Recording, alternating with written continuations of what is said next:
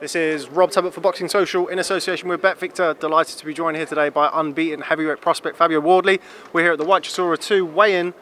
Got a bit spicy up there, Fabio. A little bit, not on stage, just behind. There's a few bits kicking off. A bit of the boards and stuff were coming down, but yeah, I think that was just a little bit everyone was kind of waiting for. I know the build-up for it has been really nicey. They've been kind of gentleman-like all the way through, but I think everyone knew something was either going to come today or yesterday, just a little bit, just to kind of add that little bit on top.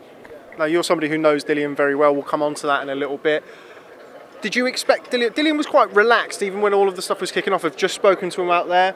Is it difficult to ruffle his feathers? Yeah, definitely. Yeah, definitely. From him, like he knows the game. He's been here for a long time. He knows exactly what someone's trying to do. Like Chisora's got a game plan when he's doing that. He's trying to ruffle him. He's trying to get him rowdy. He's trying to like mess up the team and kind of throw everyone off a bit. So he's been around for a while, so he knows that. So he's calm, cool, collected with it all, as you saw. Just tell me about your experience with Dillian. It's something that we were just talking about off camera, the fact that you helped him in preparation for his bout with Robert Helenius, and now you've joined forces.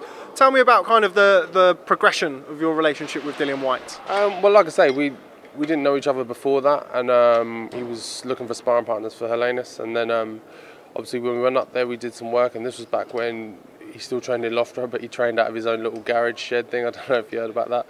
And it was cool, and we got some rounds in, and we just always seemed to get on well. Like we was always laughing and joking, and just even outside of sparring, we was like getting on well. He always, like when I was fighting in small hall, white collar shows, things like that, he was still checking in on me, making sure I was like how my fights were going, if I was doing well and things, and vice versa. So we just kind of built on from then, and then he always brought me through when he had like Parker and all of those fights. So yeah, it just built up over time, and then obviously this time around I've just spent time with him. I haven't been a sparring partner just because he's very particular who he likes to spar, depending on the opponent, and obviously my style is nothing like Chisora's. So, but I've been around him, I've been up to Loughborough with him, I've been in camp and just been training alongside him, and it's been great. How beneficial is that for you at this stage of your career? I mean, you've seen the progression with it was the Helenius fight, and as you mentioned, the Parker fights and so on. How beneficial of an experience is that for you to get that behind the scenes look at one of the top heavyweights in the world and how they prepare for a fight?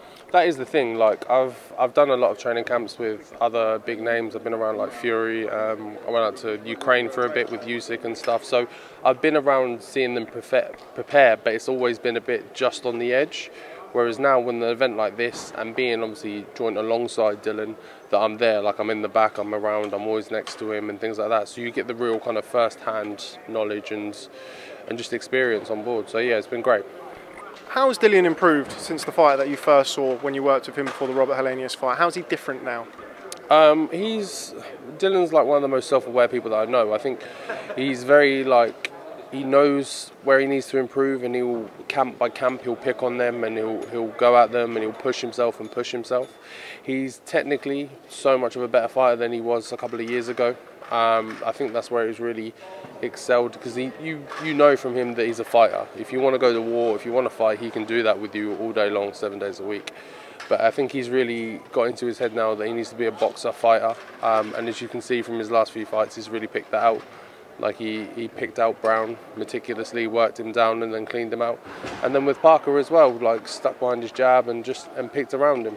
So yeah, he's really upped his technical game a lot. How excited are you to be fighting on this, Bill? You said to me off camera this is your first rodeo, obviously not your first fight, but a big event. Sky Sports box office must be very exciting. Yeah, definitely. It's great to be part of an event like this, named on the bill, doing all the weigh-ins and the press conference, and yeah, it's been great. It's like I say, it's my first rodeo or something like this, but it's a dream come true. I'm loving every minute of it, and I can't wait to kind of do some more. So yeah, it's going to be fun. What can fans expect when they see you in the ring? For a lot of people, it's going to be the first time that they've seen you box. What are you going to promise them? Exciting and something different. I'm not your typical heavyweight. I'm not 18 stone of pure meat muscle that's going to try and smash your face in. I'm technical, I'll move, I'll slip and dodge and all of that. Like I'll put on a show, because I feel like that's what boxing is, it's entertainment. So that's what I want to give to the fans, and that's how I want to build my reputation and my name as being an entertaining fighter. Just finally, a final word on the main event. How's it going to go? Dillian Whyte versus Chisora in their highly anticipated rematch. I think, well, to me, it's going to be a Whyte win, obviously. But I do think they're both a bit too stubborn of old goats to kind of try and knock each other out. They will go for that. I think they've got that in them.